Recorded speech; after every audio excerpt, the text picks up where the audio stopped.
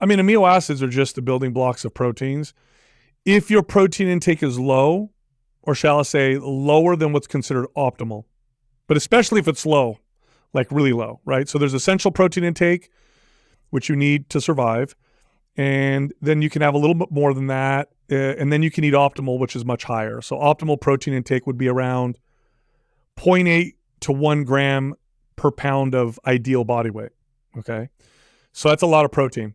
If we eat below that, then certain amino acids can have some benefits, like branched amino acids or essential amino acids can have recovery benefits, performance benefits. But if you're eating adequate protein, it's a waste of money, complete waste of money.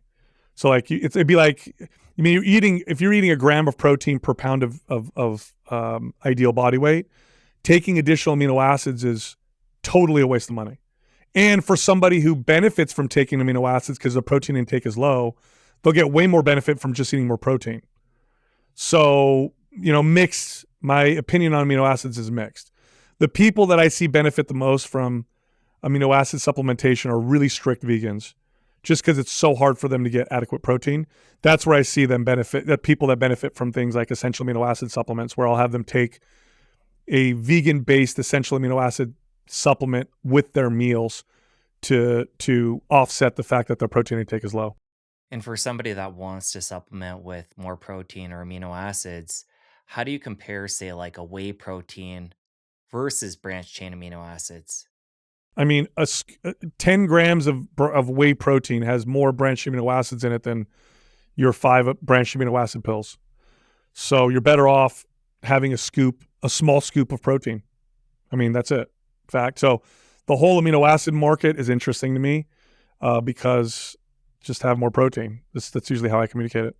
Yeah, that's how I feel about it too. I was wondering if there was something else there I was missing.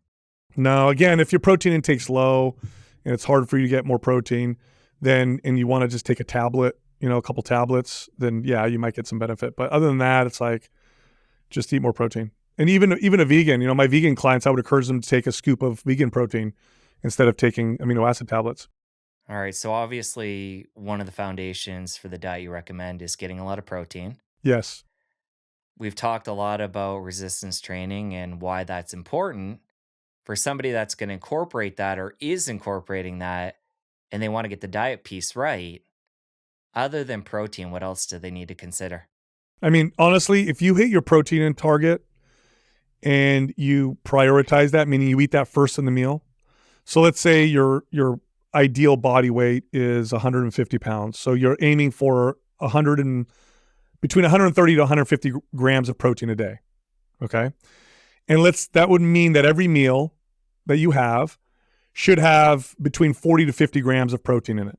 And you ate that first. That alone, for most people, will result in fat loss because protein is extremely satiety inducing in comparison to carbohydrates and fats. You'll eat less without even trying.